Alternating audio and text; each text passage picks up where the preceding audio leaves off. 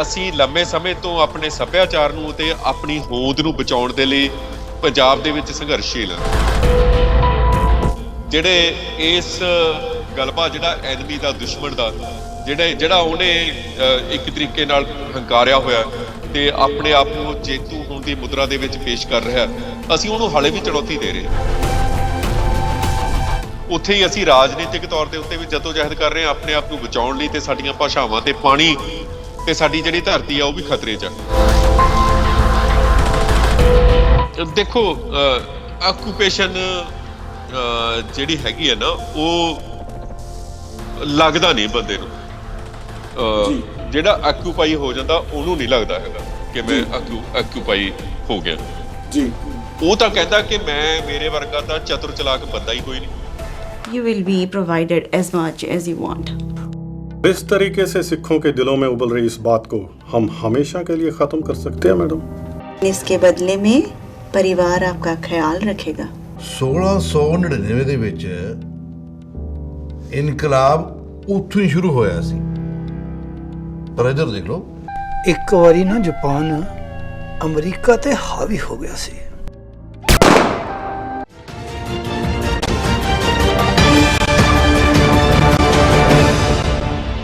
ਇਸ ਮੁਰਦਾ ਬਸਤੀ 'ਚ ਟਾਵੇਂ ਟਾਵੇਂ ਜਿੰਦਾ ਰਹਿੰਦੇ ਨੇ, ਕੁਝ ਭੋਲੇ ਕੁਝ ਮੂਰਖ ਬਹੁਤੇ ਗਰਜਮੰਦ ਰਹਿੰਦੇ ਨੇ।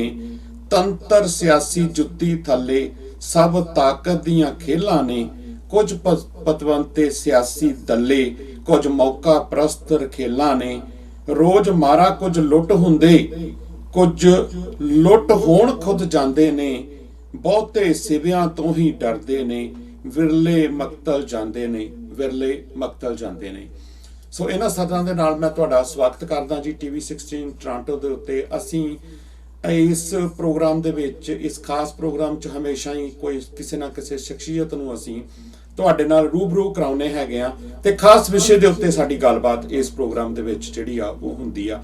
ਤੇ ਅੱਜ ਵੀ ਅਸੀਂ ਇਸ ਪ੍ਰੋਗਰਾਮ ਦੇ ਵਿੱਚ ਖਾਸ ਵਿਸ਼ੇ ਦੇ ਉੱਤੇ ਗੱਲਬਾਤ ਕਰਨ ਵਾਸਤੇ ਜਿਹੜਾ ਹੈ ਉਹ ਹਾਜ਼ਰ ਹੋਏ ਆ। ਉਮੀਦ ਕਰਦਾ ਕਿ ਤੁਹਾਨੂੰ ਇਹ ਪ੍ਰੋਗਰਾਮ ਸਾਡਾ ਪਸੰਦ ਆਵੇਗਾ।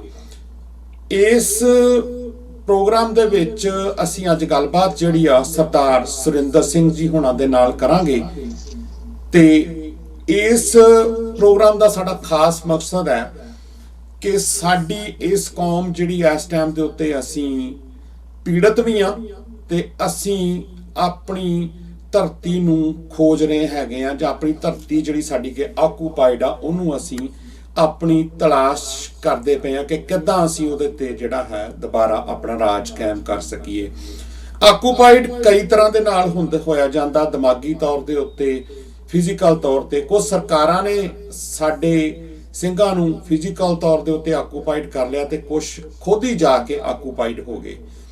ਸੋ ਇਸ ਆਕੂਪਾਈਡ ਦੇ ਉੱਤੇ ਹੀ ਗੱਲ ਕਰਨ ਵਾਸਤੇ ਐਂਡ ਦਾ ਆਕੂਪਾਈਡ ਜਿਹੜੀ ਵੈਬ ਸੀਰੀਜ਼ ਆ ਰਹੀ ਆ, ਉਹਦੇ ਕਰਤਾ ਧਰਤਾ ਸਰਦਾਰ ਸੁਰਿੰਦਰ ਸਿੰਘ ਟਾਕਿੰਗ ਪੰਜਾਬ ਵਾਲੇ ਤੁਸੀਂ ਚੰਗੀ ਤਰ੍ਹਾਂ ਉਹਨਾਂ ਦੇ ਜਾਣਦੇ ਹੋ।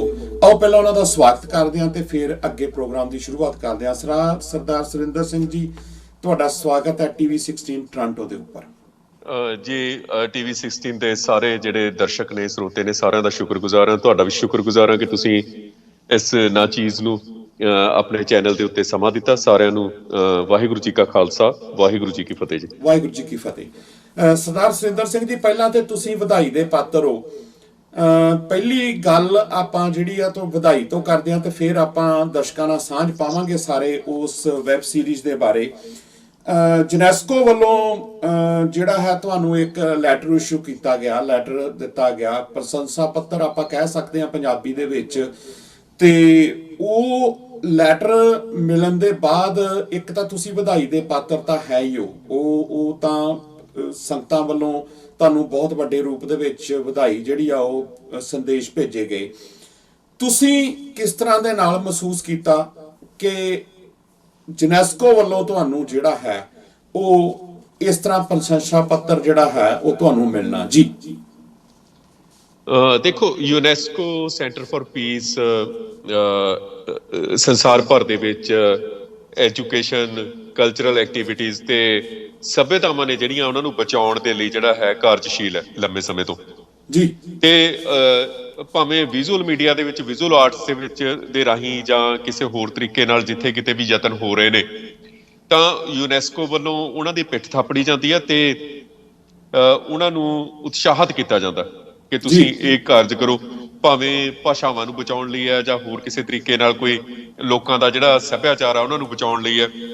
ਪਰ ਅਸੀਂ ਲੰਮੇ ਸਮੇਂ ਤੋਂ ਆਪਣੇ ਸੱਭਿਆਚਾਰ ਨੂੰ ਤੇ ਆਪਣੀ ਹੋਂਦ ਨੂੰ ਬਚਾਉਣ ਦੇ ਲਈ ਪੰਜਾਬ ਦੇ ਵਿੱਚ ਸੰਘਰਸ਼ੀਲ ਹਾਂ। ਖਾਸ ਕਰਕੇ ਸਿੱਖ ਧਰਮ ਹੈ ਜਿਹੜਾ ਦੁਨੀਆ ਦਾ ਜਿਹੜਾ ਅਸੀਂ ਦੇਖੀਏ ਕਿ ਚੌਥਾ ਵੱਡਾ, ਸਭ ਤੋਂ ਵੱਡਾ ਧਰਮ ਹੈ ਤੇ ਉਹਦੇ ਨਾਲ ਹੀ ਜਿਹੜਾ ਅਸੀਂ ਜਿੱਥੇ ਧਰਮ ਦੇ ਪ੍ਰਤੀ ਆਪਣੇ ਆਪ ਜਦੋਜਹਿਦ ਕਰ ਰਹੇ ਹਾਂ ਪੰਜਾਬ ਦੇ ਵਿੱਚ, ਉੱਥੇ ਹੀ ਅਸੀਂ ਰਾਜਨੀਤਿਕ ਤੌਰ ਦੇ ਉੱਤੇ ਵੀ ਜਦੋਜਹਿਦ ਕਰ ਰਹੇ ਹਾਂ ਆਪਣੇ ਆਪ ਨੂੰ ਬਚਾਉਣ ਲਈ। ਤੇ ਸਾਡੀਆਂ ਭਾਸ਼ਾਵਾਂ ਤੇ ਪਾਣੀ ਤੇ ਸਾਡੀ ਜਿਹੜੀ ਧਰਤੀ ਆ ਉਹ ਵੀ ਖਤਰੇ 'ਚ ਆ। ਜਿਵੇਂ ਤੁਸੀਂ ਸ਼ੁਰੂ ਦੇ ਵਿੱਚ ਆਕਿਊਪੇਸ਼ਨ ਦੀ ਗੱਲ ਕੀਤੀ ਹੈ, ਆਕਿਊਪਾਈਡ ਸ਼ਬਦ ਦੀ ਵਰਤੋਂ ਕੀਤੀ ਹੈ, ਬਿਲਕੁਲ ਅਸੀਂ ਮਾਨਸਿਕ ਤੌਰ ਦੇ ਉੱਤੇ, ਸਰੀਰਕ ਤੌਰ ਦੇ ਉੱਤੇ, ਸੱਭਿਆਚਾਰਕ ਤੌਰ ਦੇ ਉੱਤੇ, ਭਾਸ਼ਾਵਾਂ ਦੇ ਤੌਰ ਦੇ ਉੱਤੇ ਅਸੀਂ ਹਰ ਤਰੀਕੇ ਨਾਲ ਜਿਹੜਾ ਹੈ ਉਹ ਆਕਿਊਪੇਸ਼ਨ ਦੇ ਦੌਰ ਦੇ ਵਿੱਚੋਂ ਲੰਘ ਰਹੇ ਹਾਂ ਤੇ ਬਹੁਤ ਹੱਦ ਤੱਕ ਸਾਨੂੰ ਮਤਲਬ ਆਕਿਊਪਾਈਡ ਕਰਨ ਦੇ ਲਈ ਜਿਹੜਾ ਸਾਡਾ ਦੁਸ਼ਮਣ ਹੈ, ਐਨਮੀ ਹੈ ਜਿਹੜਾ ਸਾਡਾ, ਉਹ ਮੈਂ ਕਹਾਂਗਾ ਕਿ ਕਾਫੀ ਹੱਦ ਤੱਕ ਕਾਮਯਾਬ ਹੈ। ਪਰ ਅਸੀਂ ਜਿਹੜੇ ਜਿਵੇਂ ਹੁੰਦਾ ਕਿ ਲਾਸਟ ਮੈਨ ਸਟੈਂਡਿੰਗ, ਅਸੀਂ ਉਹ ਆਖਰੀ, ਮੈਂ ਅਰਦਾਸ ਕਰਦਾ ਕਿ ਅਸੀਂ ਆਖਰੀ ਨਾ ਹੋਈਏ। ਅਸੀਂ ਆਪਣੇ ਆਪ ਨੂੰ ਇਸ ਵੇਲੇ ਅਸੀਂ ਸਮਝਦੇ ਹਾਂ ਕਿ ਅਸੀਂ ਉਹ ਆਖਰੀ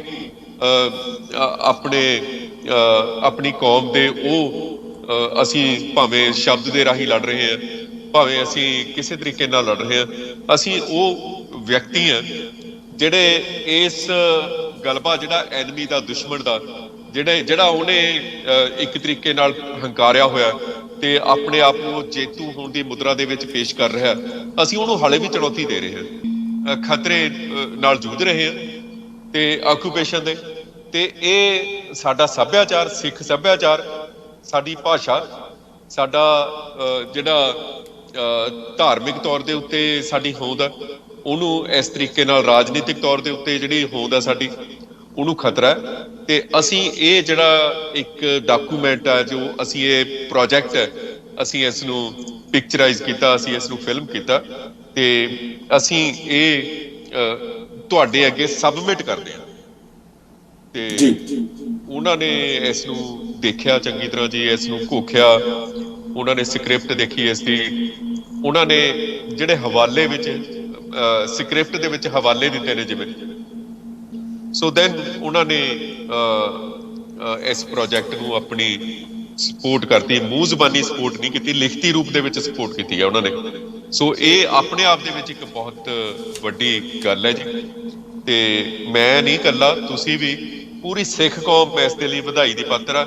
ਉਹ ਸਾਰੇ ਲੋਕ ਜਿਨ੍ਹਾਂ ਨੇ ਆਪਣਾ ਖੂਨ ਬਹਾ ਦਿੱਤਾ ਪੰਜਾਬ ਦੀ ਆਜ਼ਾਦੀ ਦੇ ਲਈ, ਜਿਨ੍ਹਾਂ ਨੇ ਆਪਣੀ ਹੋਂਦ ਨੂੰ, ਧਰਮ ਦੀ ਹੋਂਦ ਨੂੰ, ਆਪਣੀ ਰਾਜਨੀਤਿਕ ਜਿਹੜੀ ਹਸਤੀ ਆ ਉਹਨੂੰ ਬਚਾਉਣ ਦੇ ਲਈ ਆਪਣਾ ਖੂਨ ਤੱਕ ਬਹਾ ਦਿੱਤਾ। ਝੂਠੇ ਪੁਲਿਸ ਮੁਕਾਬਲਿਆਂ ਦੇ ਵਿੱਚ ਸ਼ਹੀਦ ਹੋ ਗਏ ਉਹ, ਜਿਨ੍ਹਾਂ ਨੇ ਦਰਬਾਰ ਸਾਹਿਬ ਦੀ ਆਨ ਤੇ ਸ਼ਾਨ ਦੇ ਲਈ ਆਪਣੀ ਕੁਰਬਾਨੀ ਦੇ ਦਿੱਤੀ ਹੈ, ਆਪਣਾ ਖੂਨ ਬਹਾ ਦਿੱਤਾ।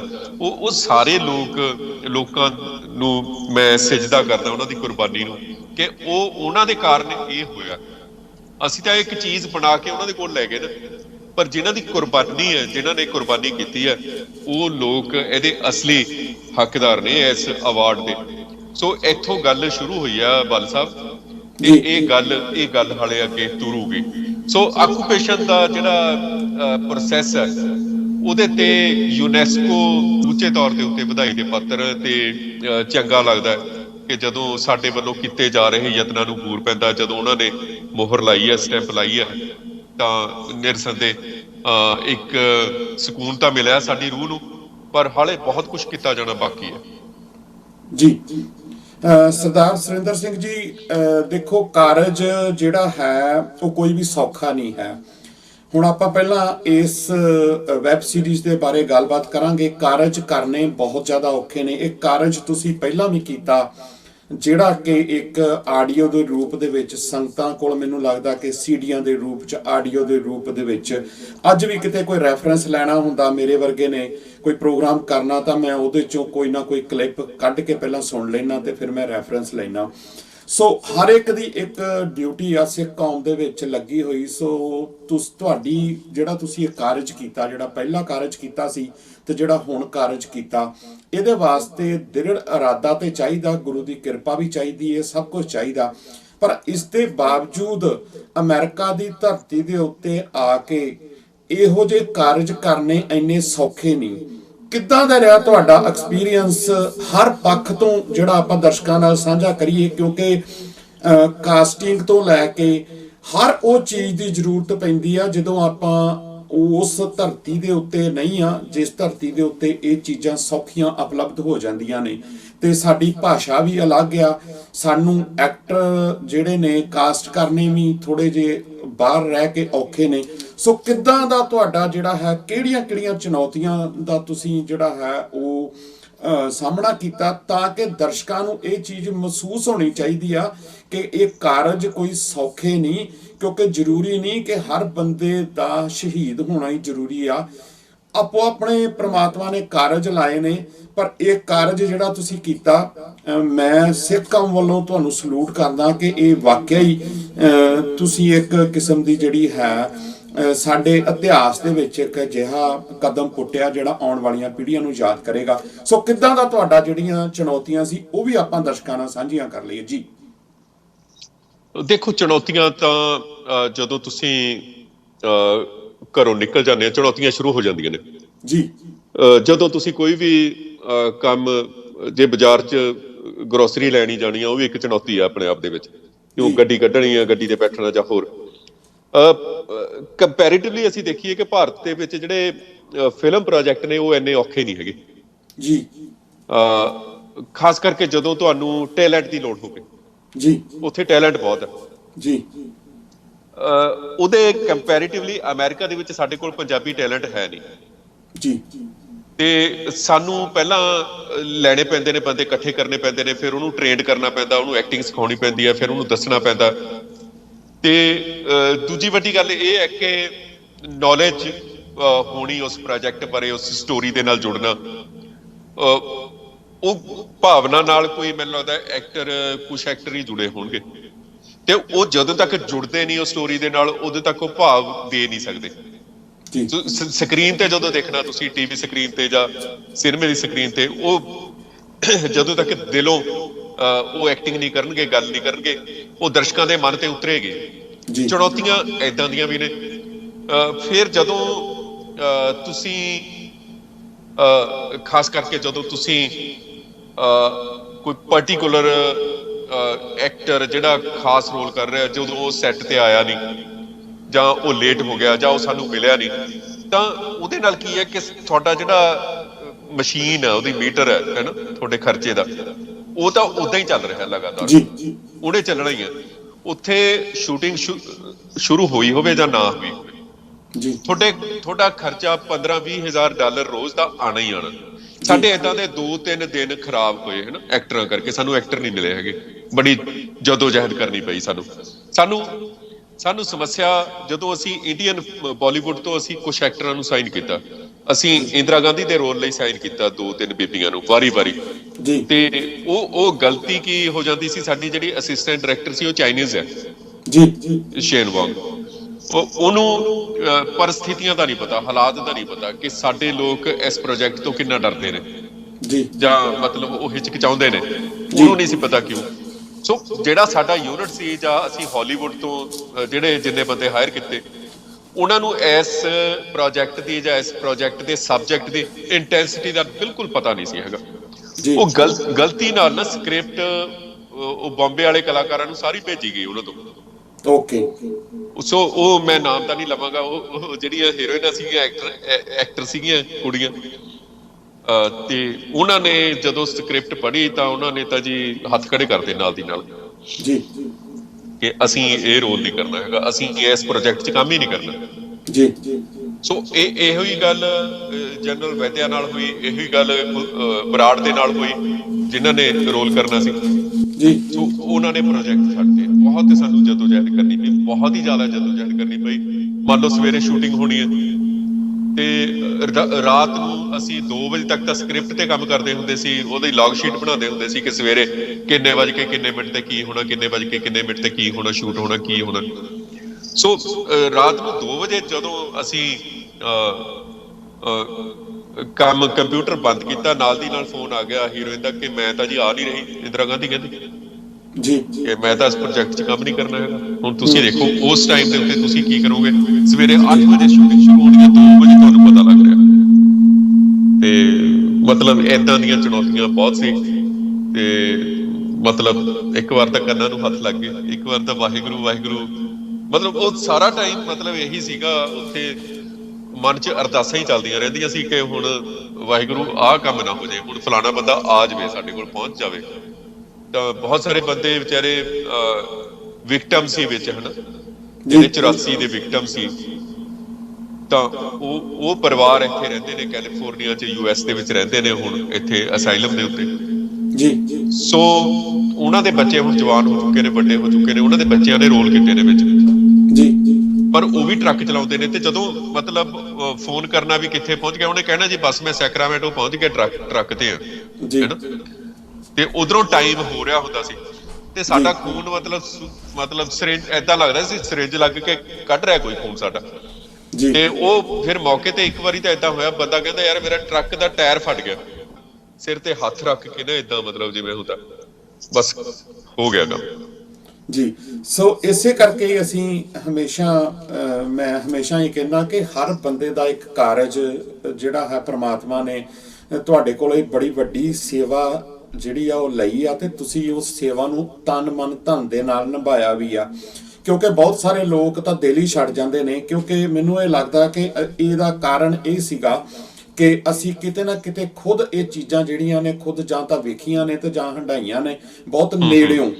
ਸੋ ਮੈਂ ਤੁਹਾਡੇ ਕੋਲ ਜਿਹੜਾ ਅਗਲਾ ਪ੍ਰਸ਼ਨ ਕਰਨਾ ਉਹ ਇਹ ਆ ਕਿ ਇਹ ਫੁਰਨਾ ਜਿਹੜਾ ਤੁਹਾਨੂੰ ਫੁਰਿਆ, ਇਹ ਸਾਰਾ ਕੁਝ ਕਰਨ ਦਾ, ਇਹ ਕਿਵੇਂ ਮਨ ਚ ਆਇਆ ਕਿ ਇਸ ਚੀਜ਼ ਨੂੰ ਜਿਹੜਾ ਹੈ ਬਿਲਕੁਲ ਪਿਕਚਰਾਈਜ਼ ਕੀਤਾ ਜਾਵੇ ਤਾਂ ਕਿ ਇੱਕ ਡਾਕੂਮੈਂਟ ਵੀ ਬਣੇ, ਆਪਣੇ ਲੋਕਾਂ ਨੂੰ ਵੀ ਅਸੀਂ ਸਮਝਾ ਸਕੀਏ, ਤੇ ਜਿਹੜੀ ਬਾਹਰ ਹੋਰ ਸੰਸਾਰ ਦੁਨੀਆ ਜਿਹੜੀ ਆ ਉਹਨੂੰ ਵੀ ਅਸੀਂ ਆਪਣਾ ਜਿਹੜਾ ਹੈ ਦੁੱਖ ਵੀ ਦੱਸ ਸਕੀਏ, ਤੇ ਅਸੀਂ ਜਸਟੀਫਾਈ ਵੀ ਕਰ ਸਕੀਏ ਕਿ ਸਾਡੀ ਲੜਾਈ ਜਿਹੜੀ ਆ ਉਹਦਾ ਕਾਰਨ ਕੀ ਆ, ਕਿਉਂ ਅਸੀਂ ਆਪਣੇ ਵਾਸਤੇ ਸਟਰਗਲ ਕਰਦੇ ਪਏ ਹਾਂ। ਜੀ ਦੇਖੋ, ਅਮਰੀਕਾ ਆ ਕੇ ਮੈਨੂੰ ਬਹੁਤ ਸਾਰਾ ਥੀਏਟਰ, ਬਹੁਤ ਸਾਰਾ ਸਿਨੇਮਾ ਦੇਖਣ ਦਾ ਮੌਕਾ ਮਿਲਿਆ ਮੈਨੂੰ ਜੀ, ਖਾਸ ਕਰਕੇ ਹਾਲੀਵੁੱਡ ਦਾ।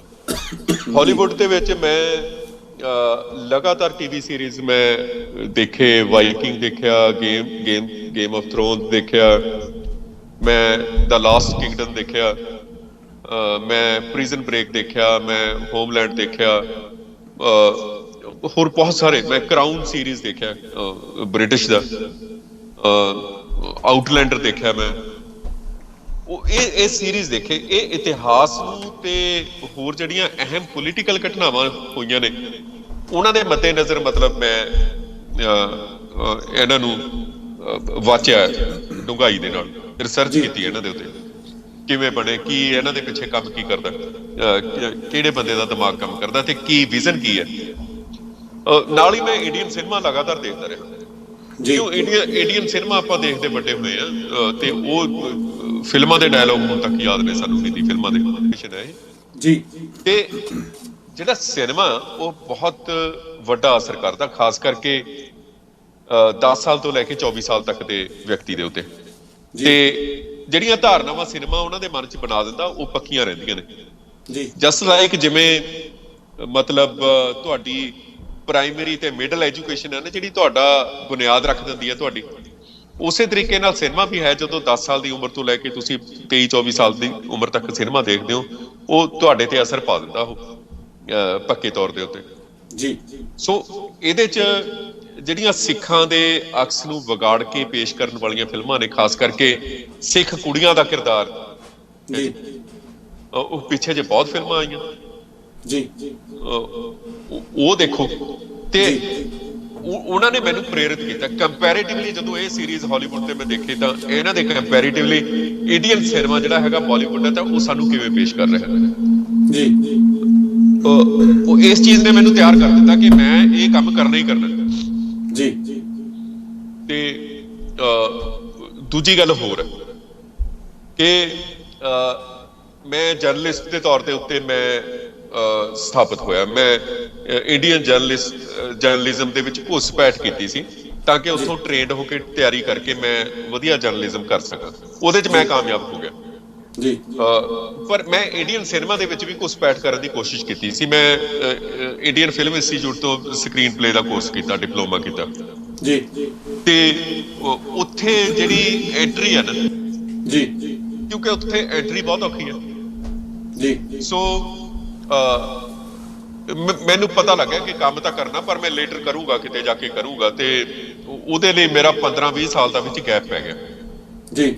ਸੋ ਜਦੋਂ ਮੈਂ ਇੱਥੇ ਆਇਆ ਤੇ ਮੈਂ ਕਿਉਂਕਿ ਇੱਕ ਜਰਨਲਿਸਟ ਸੀ, ਮੈਂ ਜਰਨਲਿਸਟ ਦੇ ਤੌਰ ਦੇ ਉੱਤੇ ਜਦੋਂ ਦਰਬਾਰ ਸਾਹਿਬ ਤੇ ਹਮਲੇ ਬਾਰੇ ਉਹ ਤਾਂ ਆਪਰੇਸ਼ਨ ਬਲੂ ਸਟਾਰ ਦਾ ਨਾਮ ਦਿੰਦੇ ਨੇ, ਸਾਰੇ 'ਚ ਸਿੱਖਾਂ ਨੂੰ ਵੱਡੇ ਪੱਧਰ ਦੇ ਉੱਤੇ ਇੱਕ ਖਲਨਾਇਕ ਦੇ ਤੌਰ ਦੇ ਉੱਤੇ ਪੇਸ਼ ਕੀਤਾ ਗਿਆ।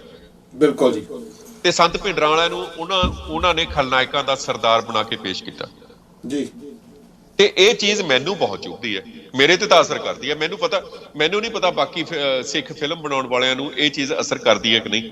ਮੈਨੂੰ ਨਹੀਂ ਪਤਾ ਬਾਕੀ ਸਿੱਖ ਪੱਤਰਕਾਰਾਂ ਦੇ ਉੱਤੇ ਇਹ ਚੀਜ਼ ਨੇ ਅਸਰ ਕੀਤਾ ਕਿ ਨਹੀਂ। ਜੇ ਕੀਤਾ ਤਾਂ ਉਹਦੀ ਆਊਟਪੁੱਟ ਕੀ ਨਿਕਲੀ? ਕਿਸੇ ਨੇ ਕੋਈ ਆਊਟਪੁੱਟ ਦਿੱਤੀ ਹੈ? ਬਿਲਕੁਲ। ਜੇ ਕਿਸੇ ਤੇ ਅਸਰ ਕੀਤਾ, ਇੰਡੀਅਨ ਜਰਨਲਿਜ਼ਮ ਵੱਲੋਂ ਸੰਤ ਭਿੰਡਰਾਂ ਵਾਲਿਆਂ ਨੂੰ ਜਿਸ ਤਰੀਕੇ ਨਾਲ ਵਿਗਾੜ ਕੇ ਪੇਸ਼ ਕੀਤਾ, ਤਾਂ ਉਹਦੀ ਆਊਟਪੁੱਟ ਕੀ ਹੈ? ਜੀ। ਮੇਰੇ ਤੇ ਅਸਰ ਹੋਇਆ। ਮੇਰਾ ਅਸਰ ਤੁਸੀਂ ਦੇਖ ਲਓਗੇ। ਹੋ ਜਾ ਸਕਦੀ ਹੈ ਕਿ UN ਦੀ ਜਿਹੜੀ ਇੱਕ ਪ੍ਰੈਸਟੀਜੀਅਸ ਆਰਗੇਨਾਈਜੇਸ਼ਨ ਹੈ, ਉਹਦੇ ਵੱਲੋਂ ਇਹਦਾ ਸਮਰਥਨ ਠੋਕ ਕੇ ਲਿਖਤੀ ਰੂਪ 'ਚ ਦਿੱਤਾ ਗਿਆ। ਤੇ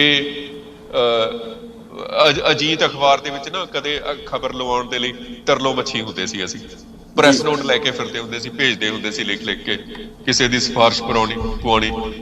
ਤੇ ਪਟਿਆਲੇ ਦਾਖਾ ਹੁੰਦਾ ਸੀਗਾ ਪੱਤਰਕਾਰ ਅਜੀਤ ਦਾ, ਬੜੇ ਤਰਲੇ ਤੁਰਲੇ ਪਾਣੇ, ਪਰ ਕੋਈ ਖਬਰ ਨਹੀਂ ਸੀ ਲੱਗਦੀ ਸਾਡੀ। ਪਰ ਹੁਣ ਅੱਜ ਯੂਨੈਸਕੋ ਵੱਲੋਂ ਜੋ ਸਾਨੂੰ ਮਾਣ ਸਨਮਾਨ ਮਿਲਿਆ, ਅੰਗਰੇਜ਼ੀ ਅਖਬਾਰਾਂ ਦੀਆਂ ਸੁਰਖੀਆਂ ਅੰਗਰੇਜ਼ੀ ਅਖਬਾਰਾਂ ਦੇ ਵਿੱਚ ਛਪ ਰਹੀਆਂ ਨੇ, ਤੇ ਇਹ ਸਾਡੇ ਲਈ ਮਾਣ ਵਾਲੀ ਗੱਲ ਹੈ। ਇਹ ਸਾਨੂੰ ਇੱਕ ਸਕੂਨ ਮਿਲਿਆ, ਤਸੱਲੀ ਹੈ ਇਹਦੇ ਤੇ ਸਾਨੂੰ। ਸੋ ਅਸੀਂ ਕਹਿ ਸਕਦੇ ਹਾਂ ਕਿ ਇਸ ਤੋਂ ਬਾਅਦ ਮੈਨੂੰ ਲੱਗਦਾ ਹੈ ਕਿ ਮੈਂ ਇੰਡੀਅਨ ਮੀਡੀਆ ਦਾ ਜਿਵੇਂ ਜਵਾਬ ਦਿੱਤਾ, ਜੇ ਬਾਕੀ ਲੋਕਾਂ ਤੇ ਅਸਰ ਹੋਇਆ ਹੋਊਗਾ ਜਵਾਬ ਦੇਣਗੇ, ਜੇ ਨਹੀਂ ਅਸਰ ਹੋਇਆ ਹੋਊਗਾ ਤਾਂ ਮੈਨੂੰ ਲੱਗਦਾ ਕਿ ਹੁਣ ਤੱਕ ਨਹੀਂ ਅਸਰ ਹੋਇਆ ਹੋਊਗਾ ਤਾਂ ਉਹਨਾਂ ਨੂੰ ਇੱਕ ਰਸਤਾ ਲੱਭ ਜੂਗਾ ਇਸ ਸੀਰੀਜ਼ ਦੇ ਨਾਲ ਆਪਣੀ ਗੱਲ ਕਰਨ ਦਾ, ਕਿ ਉਹ ਵੀ ਜੋੜ ਤੋੜ ਕਰਨਗੇ, ਉਹ ਵੀ ਕਿਸੇ ਨਾ ਕਿਸੇ ਤਰੀਕੇ ਨਾਲ ਕੋਈ ਪ੍ਰੋਜੈਕਟ ਉਹ ਕੋਸ਼ਿਸ਼ ਕਰਨ ਕਿ ਸੁਰਿੰਦਰ ਸਿੰਘ ਨੇ ਜਿਹੜਾ ਕੰਮ ਕੀਤਾ, ਜਾਂ ਮੈਂ ਆਪਣੇ ਵਾਹਿਗੁਰੂ ਦੀ ਅਕਾਲ ਪੁਰਖ ਦੀ ਕਿਰਪਾ ਦੇ ਨਾਲ ਵੀ ਇਹਦੇ ਤੋਂ ਵਧੀਆ ਕਰਨ, ਵੀ ਇੱਕ ਮੀਲ ਪੱਥਰ ਬਣ ਜਾਊਗਾ। ਤੇ ਟ੍ਰੈਂਡ ਸੈੱਟ ਨਹੀਂ ਹੈਗਾ, ਇਹ ਟ੍ਰੈਂਡ ਸੈਟਿੰਗ ਡਿਫਰੈਂਟ ਚੀਜ਼ ਹੁੰਦੀ ਹੈ। ਉਹ ਤਾਂ ਫੈਸ਼ਨ ਪੈਦਾ ਕਰਨਾ, ਫੈਸ਼ਨ ਇੱਕ ਬਣ ਜਾਣਾ। ਉਹ ਜਿਵੇਂ ਕਾਮੇਡੀ ਦੀਆਂ ਫਿਲਮਾਂ ਬਣਦੀਆਂ ਨੇ, ਮੰਜਾ ਬਿਸਤਰਾ ਬਣ ਗਿਆ, ਫਲਾਣੀ ਚੀਜ਼, ਇਹ ਜੱਟ ਦਾ ਫਲਾਣਾ, ਜੱਟ ਜੂਲੀਅਟ, ਇਹ ਉਹ ਹੈ ਨਾ ਜੀ। ਸੋ ਉਹ ਟ੍ਰੈਂਡ ਹੈ। ਅਸੀਂ ਉਹ ਟ੍ਰੈਂਡ 'ਚ ਨਹੀਂ ਪੈਣਾ ਹੈਗਾ। ਅਸੀਂ ਇੱਕ ਮਾਈਲਸਟੋਨ ਕੱਟਦੇ ਨਾ, ਅਸੀਂ ਇਹਨੂੰ ਕੋਈ ਪੱਟ ਨਹੀਂ ਸਕੂਗਾ। ਇਹਦੇ ਤੋਂ ਅੱਗੇ ਵਧਣਗੇ ਲੋਕ, ਅੱਗੇ ਹੋਰ ਮਾਈਲਸਟੋਨ ਬਣਦੇ ਜਾਣਗੇ, ਇਹ ਤੋਂ ਸਫ਼ਰ ਸ਼ੁਰੂ ਹੋ ਜਾਊਗਾ। ਸੋ ਜਿਨ੍ਹਾਂ ਦੇ ਅਸਰ ਇੰਡੀਅਨ ਮੀਡੀਆ ਦਾ ਜਿਹੜਾ ਨੈਗੇਟਿਵ ਤਰੀਕੇ ਨਾਲ ਸੰਤ ਜਰਨੈਲ ਸਿੰਘ ਨੂੰ ਪੇਸ਼ ਕੀਤਾ, ਜਿਨ੍ਹਾਂ ਨੇ ਸਾਡੀ ਲੜਾਈ ਨੂੰ, ਅੰਮ੍ਰਿਤਸਰ ਦੀ ਲੜਾਈ ਨੂੰ, ਦਿੱਲੀ ਨਾਲ ਜਿਹੜੀ ਹੋਈ ਹੈ ਜੰਗ, ਹਿੰਦ ਪੰਜਾਬ ਦਾ ਜਿਹੜਾ ਦੂਜਾ ਜੰਗ ਹੋਇਆ, ਤਾਂ ਮੈਨੂੰ ਲੱਗਦਾ ਕਿ ਜੇ ਉਹਨਾਂ ਤੇ ਇੰਡੀਅਨ ਮੀਡੀਆ ਦਾ ਕੋਈ ਅਸਰ ਥੋੜਾ ਮਾਤਰ ਪਿਆ ਹੋਊਗਾ ਤਾਂ ਉਹ ਇਸ ਮਾਈਲਸਟੋਨ ਤੋਂ ਅੱਗੇ ਵਧਣਗੇ ਜ਼ਰੂਰ ਜੀ। ਸਰਦਾਰ ਸੁਰਿੰਦਰ ਸਿੰਘ ਜੀ, ਸਾਡੇ ਇੱਥੇ ਕੋਈ 150 ਰੇਡੀਓ ਚੱਲਦਾ। ਮੈਂ ਤੁਹਾਨੂੰ ਇੰਡੀਅਨ ਮੀਡੀਆ ਦੇ ਪੱਤਰਕਾਰਾਂ ਦੀ ਗੱਲ ਦੱਸ ਦਿੰਦਾ ਕਿ 150 ਸਾਡਾ ਟੋਰਾਂਟੋ ਜਿਹੜਾ ਬਹੁਤ ਵੱਡੀ ਹੱਬ ਹੈ, ਇੱਥੇ 150 ਰੇਡੀਓ ਚੱਲਦਾ ਹੋਣਾ, ਇੰਨੇ ਕੁ ਟੀਵੀ ਚੈਨਲ ਚੱਲਦੇ ਹੋਣਗੇ। ਉਹਨਾਂ ਦਾ ਅੱਜ ਵੀ ਨੈਰੇਟਿਵ ਜਿੱਦਾਂ ਦਾ ਹੈ। ਕੁਛ ਮੈਂ ਸਟਾਰਟਿੰਗ ਦੇ ਵਿੱਚ ਜਿਹੜੀ ਗੱਲ ਕਹੀ ਆ ਕਿ ਕੁਛ ਤਾਂ ਆਕੂਪਾਈਡ ਹੋਏ, ਕੁਛ ਆਪੇ ਹੀ ਧੌਣ ਜਾ ਕੇ ਉਹਨਾਂ ਨੇ ਅੱਗੇ ਰੱਖਤੀ ਕਿ ਸਾਨੂੰ ਆਕੂਪਾਈਡ ਕਰ ਲਓ। ਉਹਨਾਂ ਦੇ ਵਿਊ ਪੁਆਇੰਟ ਅੱਜ ਵੀ ਉਹੋ ਜਿਹੇ ਨੇ, ਉਹਨਾਂ ਦੀ ਸੋਚਣੀ ਵੀ ਉਹੋ ਜਿਹੀ ਆ, ਉਹਨਾਂ ਦੀ ਜਿਹੜੀ ਸੋਚਣੀ ਦੇ ਵਿੱਚ ਕੋਈ ਤਬਦੀਲੀ ਆਈ ਨਹੀਂ। ਪਰ ਜਿਹੜੀ ਤੁਹਾਡੀ ਤਬਦੀਲੀ ਜੀ, ਦੇਖੋ ਆਕੂਪੇਸ਼ਨ ਜਿਹੜੀ ਹੈਗੀ ਹੈ ਨਾ, ਉਹ ਲੱਗਦਾ ਨਹੀਂ ਬੰਦੇ ਨੂੰ। ਜੀ। ਜਿਹੜਾ ਆਕਿਊਪਾਈ ਹੋ ਜਾਂਦਾ ਉਹਨੂੰ ਨਹੀਂ ਲੱਗਦਾ ਹੈਗਾ ਕਿ ਮੈਂ ਆਕਿਊਪਾਈ ਹੋ ਗਿਆ। ਜੀ ਉਹ ਤਾਂ ਕਹਿੰਦਾ ਕਿ ਮੇਰੇ ਵਰਗਾ ਤਾਂ ਚਤੁਰ ਚਲਾਕ ਬੰਦਾ ਹੀ ਕੋਈ ਨਹੀਂ, ਜੀ ਤੇ ਮੈਂ ਤਾਂ ਉਹ ਸਾਰੇ ਜਿਹੜੇ ਮੈਨੂੰ ਫਾਇਦੇ ਮਿਲ ਰਹੇ ਨੇ ਸਿਸਟਮ ਤੋਂ ਜੀ ਕਿਸੇ ਵੀ ਤਰੀਕੇ ਨਾਲ ਇੰਡੀਆ ਤੋਂ ਜਾਂ ਉਹਨਾਂ ਦੇ, ਵੀ ਮੈਂ ਤਾਂ ਉਹਨਾਂ ਦਾ ਆਨੰਦ ਮਾਣ ਰਿਹਾ। ਜੀ ਤੇ ਉਹ ਲੋਕ ਮੂਰਖ ਨੇ ਜਿਹੜੇ ਲੋਕ ਜਿੰਦਾਬਾਦ ਮੁਰਦਾਬਾਦ ਕਰ ਰਹੇ ਨੇ, ਆਜ਼ਾਦੀ ਕਰ ਰਹੇ ਨੇ, ਜਾਂ ਸਿੱਖ ਮਸਲਿਆਂ ਦੀ ਗੱਲ ਕਰ ਰਹੇ ਨੇ, ਉਹ ਲੋਕ ਮੂਰਖ ਨੇ। ਜੀ ਜਿਹੜਾ ਆਕਿਊਪਾਈ ਬੰਦਾ ਹੋ ਜਾਂਦਾ ਉਹ ਇਸ ਤਰ੍ਹਾਂ ਸੋਚਦਾ। ਸੋ ਕਾਫੀ ਦੇਰ ਤੱਕ ਮੈਂ ਵੀ ਸਾਨੂੰ ਮਤਲਬ ਤੰਗੀਆਂ ਦਾ ਸਾਹਮਣਾ ਤਾਂ ਹੀ ਕਰਨਾ ਪਿਆ ਜੇ ਅਸੀਂ ਗਲਤ ਸੀ, ਪਰ ਇਹ ਆਕੂਪੇਸ਼ਨ ਸੀ ਇੱਕ ਦਿਮਾਗੀ ਤੌਰ ਦੇ ਉੱਤੇ, ਹੈ ਨਾ। ਸੋ ਜਦੋਂ ਮੈਂ ਦਿੱਲੀ ਰਹਿ ਕੇ, ਬੰਬੇ ਰਹਿ ਕੇ ਇਹ ਗੱਲਾਂ ਸੋਚੀਆਂ ਕਿ ਯਾਰ ਨਹੀਂ, ਇਹ ਤਾਂ ਮੇਰੀ ਪੂਰੀ ਆਕੂਪੇਸ਼ਨ ਸੀ। ਦੇਖੋ, ਇਹ ਅੱਖਾਂ ਖੁੱਲਣੀਆਂ ਹੁੰਦੀਆਂ ਨੇ, ਕਿਸੇ ਦੀਆਂ ਕਿਸੇ ਤਰੀਕੇ ਨਾਲ, ਕਿਸੇ ਦੀਆਂ ਕਿਸੇ ਤਰੀਕੇ ਦੇ ਨਾਲ। ਜੀ ਮੇਰੀ ਜ਼ਿੰਦਗੀ ਦੇ ਵਿੱਚ ਜਿਹੜੀ ਇਹ ਮਾਨਸਿਕ ਆਕੂਪੇਸ਼ਨ ਸੀਗੀ ਸਿਸਟਮ ਦੀ, ਉਹਨੂੰ ਦਿਖਾਉਣ ਲਈ, ਉਹ ਸਾਹਮਣੇ ਪ੍ਰਤੱਖ ਕਰਨ ਦੇ ਲਈ ਕਿ ਹਾਂ ਮੈਂ ਆਕੂਪਾਈ ਹਾਂ, ਕੁਝ ਇਹੋ ਜਿਹੀਆਂ ਘਟਨਾਵਾਂ ਹੁੰਦੀਆਂ ਨੇ ਜੀ, ਤਾਂ ਉਹਨਾਂ ਕਰਕੇ ਮੇਰੀ ਮੱਤ ਤੋਂ ਪਰਦਾ ਲੈ ਜਾਂਦਾ ਸਾਰਾ। ਜੀ ਤੇ ਮੈਂ ਅਜਮੇਰ ਸਿੰਘ ਕੋਲ ਜਾਂਦਾ ਵੀ 2007-8 ਦੀ ਗੱਲ ਹੈ। ਉਹਨਾਂ ਦੀ ਕਿਤਾਬ ਕਿਤੇ ਕਿਸੇ ਦੇ ਘਰੇ ਪਈ ਸੀ, ਪਹਿਲੀ ਕਿਤਾਬ ਸੀ 20ਵੀਂ ਸਦੀ ਦੀ ਸਿੱਖ ਰਾਜਨੀਤੀ। ਜੀ ਉਹ ਮੈਂ ਤਾਂ ਫਰੋਲਦਾ ਮੈਂ ਇੱਕ ਵਰਕੇ ਤੇ ਅੜ ਗਿਆ ਜਿੱਥੇ ਸੰਤ ਜਰਨੈਲ ਸਿੰਘ ਬਾਰੇ ਡੇਢ ਕੁ ਪੇਜ ਲਿਖਿਆ ਉਹਨਾਂ ਨੇ ਉਸ ਕਿਤਾਬ ਦੇ ਵਿੱਚ ਸਿਰਫ। ਜੀ ਪਰ ਜੋ 1.5 ਪੇਜ ਦੇ ਵਿੱਚ ਉਹਨਾਂ ਨੇ ਗੱਲ ਕੀਤੀ, ਮੈਨੂੰ ਲੱਗਦਾ ਕਿ ਮੈਂ ਕਿਤੇ ਪੜ੍ਹਿਆ ਨਹੀਂ ਹੋਊਗਾ, ਜਾਂ ਮੈਨੂੰ ਕਿਤੇ ਉਹ ਨਹੀਂ ਗੱਲ ਨਹੀਂ ਲੱਗੀ। ਜੀ ਸੋ ਮੈਂ ਮਤਲਬ ਬੜਾ ਪ੍ਰਭਾਵਿਤ ਹੋਇਆ। ਮੈਂ ਕਿਹਾ ਵੀ ਪਰਦਾ ਲੈ ਗਿਆ ਇੱਕਦਮ, ਉਹ 1.5 ਪੇਜ ਪੜ੍ਹ ਕੇ ਮੇਰੀ ਮੱਤ ਤੋਂ ਪਰਦਾ ਲੈ ਗਿਆ ਆਕੂਪੇਸ਼ਨ ਦਾ। ਜੀ ਮੈਂ ਉਹਨਾਂ ਨੂੰ ਔਖਾ ਸੌਖਾ ਪਤਾ ਪੁਤਾ ਕਰਕੇ ਗਿਆ ਵੀ ਕਿੱਥੇ ਮਿਲ ਸਕਦੇ ਨੇ ਕਿੱਥੇ ਨਹੀਂ। ਮੈਂ ਮਿਲਿਆ ਉਹਨਾਂ ਨੂੰ। ਜੀ ਮੈਂ ਕਿਹਾ ਵੀ ਮੈਨੂੰ ਜਿਵੇਂ ਬੰਦੇ ਉਤੇਜਿਤ ਹੋ ਕੇ ਕਹਿ ਨਹੀਂ ਦਿੰਦੇ ਹਰ ਇੱਕ ਨੂੰ, ਤੁਸੀਂ ਬਾਬਾ ਜੀ ਸੇਵਾ ਦੱਸੋ, ਹੁਕਮ ਕਰੋ ਕੀ ਕਰਨਾ, ਹਾਂਜੀ, ਆਪਾਂ ਫੱਟੇ ਚੱਕ ਦਿਆਂਗੇ। ਜੀ ਸੋ ਉਹ ਵਿਚਾਰ ਜੇ ਮੇਰੇ ਬਣ ਗਏ। ਮੈਂ ਕਿਹਾ ਜੀ ਦੱਸੋ, ਹੁਕਮ ਕਰੋ, ਕੀ ਕਰਨਾ, ਮੈਂ ਦੱਸੋ, ਹੁਕਮ ਕਰੋ, ਕੀ ਕਰੀਏ। ਤੇ ਉਹਨਾਂ ਦਾ ਜਵਾਬ ਸੀ ਬੜਾ ਤਕੜਾ, ਸੁਣਨ ਵਾਲਾ ਤੁਹਾਡੇ ਸਾਰਿਆਂ ਲਈ ਤੇ ਸਾਡੇ ਦਰਸ਼ਕਾਂ ਲਈ ਵੀ। ਜੀ ਉਹ ਕਹਿੰਦੇ ਤੂੰ ਕਰ ਕੀ ਸਕਦਾ। ਜੀ ਹੁਣ ਇਹ ਬਹੁਤ ਵੱਡਾ ਸਵਾਲ ਵੀ ਹੈ ਤੇ ਬਹੁਤ ਵੱਡਾ ਮਿਹਣਾ ਵੀ ਹੈ। ਜੀ ਬਿਲਕੁਲ। ਵੀ ਤੂੰ ਕਰ ਕੀ ਸਕਦਾ, ਤੂੰ ਚੀਜ਼ ਕੀ ਹੈ, ਕਰ ਕੀ ਸਕਦਾ ਤੂੰ। ਜੀ ਇਹ ਹੋ ਗਿਆ ਮਿਹਣਾ, ਤੇ ਸਵਾਲ ਇਹ ਹੈ ਵੀ ਤੂੰ ਕਰ ਕੀ ਸਕਦਾ। ਜੀ ਤੇ ਮੈਂ ਫਿਰ ਉਹਨਾਂ ਨੂੰ ਕਿਹਾ ਜੀ ਮੈਂ ਕੁਝ ਨਹੀਂ ਕਰ ਸਕਦਾ ਹੈਗਾ, ਜੀ ਪਰ ਹਾਂ ਮੈਂ ਇੱਕ ਕੰਮ ਕਰ ਸਕਦਾ, ਮੈਂ ਬੋਲ ਸਕਦਾ। ਜੀ ਮੈਂ ਬੋਲ ਸਕਦਾ ਤੇ ਮੈਨੂੰ ਮਤਲਬ ਬੋਲ ਹੀ ਸਕਦਾ, ਬਸ ਮੈਂ ਹੋਰ ਕੁਝ ਨਹੀਂ ਕਰ ਸਕਦਾ ਹੈਗਾ। ਜੀ ਤੇ ਕਹਿੰਦੇ ਤਾਂ ਤੇਰੇ ਤੋਂ ਵੱਡੀ ਤਾਂ ਸੇਵਾ ਕੋਈ ਕਰ ਹੀ ਨਹੀਂ ਸਕਦਾ, ਫਿਰ ਹੋ ਜਾ ਸ਼ੁਰੂ। ਜੀ ਮੈਦਾਨ ਖਾਲੀ ਪਿਆ, ਕਹਿੰਦੇ ਕੋਈ ਨਹੀਂ ਹੈਗਾ ਬੋਲਣ ਵਾਲਾ, ਬੋਲ। ਜੀ ਉਹ ਫਿਰ ਮੈਂ ਦਿਨ ਤੋਂ ਜਿਹੜੀ ਮੇਨ ਸਟ੍ਰੀਮ ਜਰਨਲਿਜ਼ਮ ਸੀ ਉਹ ਛੱਡਤੀ ਤੇ ਸਿੱਖ ਜਰਨਲਿਜ਼ਮ ਦੇ ਵਿੱਚ ਆ ਗਿਆ ਮੈਂ ਉਹ ਦਿਨ ਤੋਂ ਬਾਅਦ। ਜੀ ਸੋ ਇਹ ਜਿਹੜਾ ਸਵਾਲ ਹੈ ਨਾ, ਤੂੰ ਕਰ ਕੀ ਸਕਦਾ। ਜੀ ਉਹਨਾਂ ਨੇ ਮੈਨੂੰ ਦੱਸਿਆ, ਦੀਪ ਸਿੱਧੂ ਵੀ ਏਦਾਂ ਹੀ ਗਿਆ ਸੀ, ਉਹਨਾਂ ਦੀਆਂ ਕੁਝ ਕਿਤਾਬਾਂ ਪੜ੍ਹ ਕੇ, ਦੱਸੋ ਜੀ, ਕਹਿੰਦਾ ਹੁਕਮ ਕਰੋ ਕੀ ਕਰੀਏ। ਜੀ ਉਹਨਾਂ ਨੇ ਫਿਰ ਉਹਨੂੰ ਵੀ ਇਹੀ ਸਵਾਲ ਕੀਤਾ ਸੀ ਵੀ ਤੂੰ ਕਰ ਕੀ ਸਕਦਾ। ਜੀ ਸੋ ਮਤਲਬ ਜਿਹੜਾ ਕਿਹੜਾ ਬੰਦਾ ਕੁਝ ਕਰਨਾ ਚਾਹੁੰਦਾ ਨਾ, ਉਹ ਆਪਣੇ ਆਪ ਨੂੰ ਸਵਾਲ ਕਰੇ ਵੀ ਮੈਂ ਕਰ ਕੀ ਸਕਦਾ, ਮੈਂ ਕਾਹਦੇ ਜੋਗਾ, ਕੀ ਕਰ ਸਕਦਾ। ਸ਼ਾਇਦ ਸੋ ਮੈਨੂੰ ਲੱਗਿਆ ਕਿ ਉਦੋਂ ਤੋਂ ਹੀ ਮੈਂ ਮਤਲਬ ਸੋਚਿਆ ਕਿ ਵੀ ਆਹ ਕੰਮ ਮੈਨੂੰ ਕਰਨਾ ਚਾਹੀਦਾ। ਤੇ ਬਸ ਫਿਰ ਠੀਕ ਆ, ਮੇਰੇ ਕੋਲ ਘਰ ਨਹੀਂ ਹੈਗਾ, ਜੇ ਮੇਰੇ ਬੱਚੇ ਵੀ ਕਿਰਾਏ ਤੇ ਰਹਿੰਦੇ ਨੇ, ਮੈਂ ਹੁਣ ਵੀ ਇੱਥੇ ਏਦਾਂ ਹੀ ਆ। ਸੋ ਮੈਨੂੰ ਲੱਗਦਾ ਵੀ ਇਹ ਵਿਰਾਸਤ ਆ, ਇਹ ਕੈਪਟਨ ਅਮਰਿੰਦਰ ਸਿੰਘ ਕੋਲ ਜਿੰਨੀ ਪ੍ਰਾਪਰਟੀ ਹੈ ਜਾਂ ਬਾਦਲਾਂ ਕੋਲ ਜਿੰਨੀ ਪ੍ਰਾਪਰਟੀ ਹੈ ਨਾ ਜੀ, ਜੀ ਤੇ ਇਹ ਉਹਦੇ ਤੋਂ ਜ਼ਿਆਦਾ ਪ੍ਰਾਪਰਟੀ, ਇਹ ਇਕੱਲਾ ਪ੍ਰੋਜੈਕਟ ਉਹਦੇ ਤੋਂ ਜ਼ਿਆਦਾ ਪ੍ਰਾਪਰਟੀ ਹੈ, ਉਹ ਤੋਂ ਜ਼ਿਆਦਾ ਵੱਡੀ ਪ੍ਰਾਪਰਟੀ ਹੈ।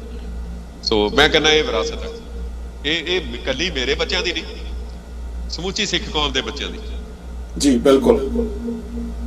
ਸੋ ਦੇਖੋ, ਜਦੋਂ ਤੁਸੀਂ ਮਰਦੇ ਮੁਜਾਹਿਦ ਪ੍ਰੋਗਰਾਮ ਕੀਤਾ ਸਾਰਾ, ਉਹ ਅੱਜ ਵੀ, ਮੈਂ ਪਹਿਲਾਂ ਵੀ ਸਟਾਰਟਿੰਗ ਦੇ ਵਿੱਚ ਵੀ ਕਿਹਾ ਕਿ ਅੱਜ ਵੀ ਉਹ ਜਿਹੜੀਆਂ ਤੁਹਾਡੀਆਂ ਸੀਡੀਜ਼ ਨੇ, ਉਸ ਟਾਈਮ ਦੇ ਉੱਤੇ ਸੀਡੀਆਂ ਹੁੰਦੀਆਂ ਸੀ, ਕਿਸੇ ਨੇ DVD 'ਚ ਪਾ ਲਿਆ ਬਾਅਦ ਵਿੱਚ, ਜਾਂ ਬਾਅਦ 'ਚ USB ਦੇ ਵਿੱਚ ਪਾ ਲਿਆ, ਤੇ ਅੱਜ ਵੀ ਮੈਂ ਬਹੁਤ ਥਾਵਾਂ ਤੇ ਉਹ ਚੱਲਦੀਆਂ ਦੇਖੀਆਂ ਨੇ। ਕਿਉਂਕਿ ਤੁਸੀਂ ਬੋਲਣ ਦੀ ਗੱਲ ਕੀਤੀ, ਤੇ ਤੁਹਾਡੇ ਬੋਲ ਅੱਜ ਵੀ ਜਿਹੜੇ ਨੇ ਉਹ ਥਾਂ ਥਾਂ ਦੇ ਉੱਤੇ ਜਿਹੜੇ ਨੇ ਉਹ ਕਿਸੇ ਨਾ ਕਿਸੇ ਰੈਫਰੈਂਸ ਵਾਸਤੇ ਚੁਣੇ ਨੇ। ਉਹਦੇ ਵਾਸਤੇ ਵੀ ਤੁਸੀਂ ਬਹੁਤ ਜ਼ਿਆਦਾ ਮਿਹਨਤ ਕੀਤੀ, ਉਹ ਬਿਲਕੁਲ ਸਪਸ਼ਟ ਉਹਦੇ 'ਚ ਦਿਖਦੀ ਆ।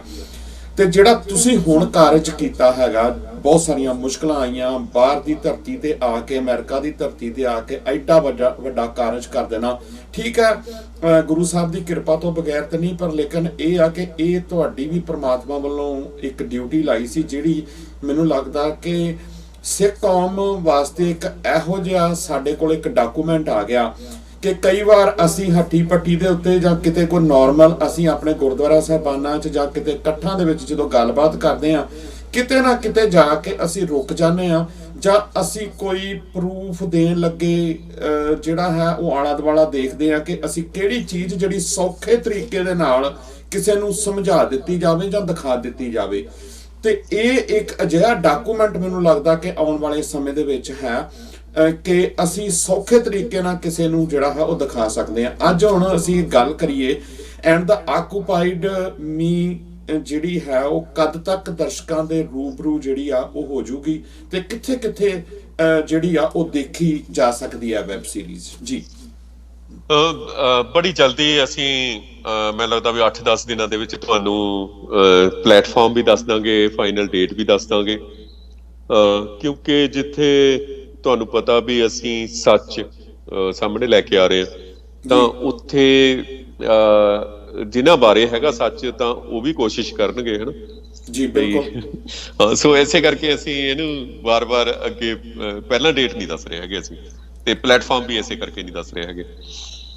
ਸੋ ਸਾਡੀ ਕੋਸ਼ਿਸ਼ ਹੋਊਗੀ ਕਿ ਬੱਚਾ ਇਸ ਨੂੰ ਦੇਖੇ, ਵੀ ਹਰ ਸਿੱਖ ਇਸ ਨੂੰ ਦੇਖੇ, ਹਰ ਸਿੱਖ, ਮਤਲਬ ਕੁਰਬਾਨੀ ਇੰਨੀ ਵੱਡੀ ਆ ਸਿੰਘਾਂ ਦੀ, ਜਿਹੜੇ ਉਹ ਲੜਾਈ ਲੜੇ ਨੇ ਜੀ।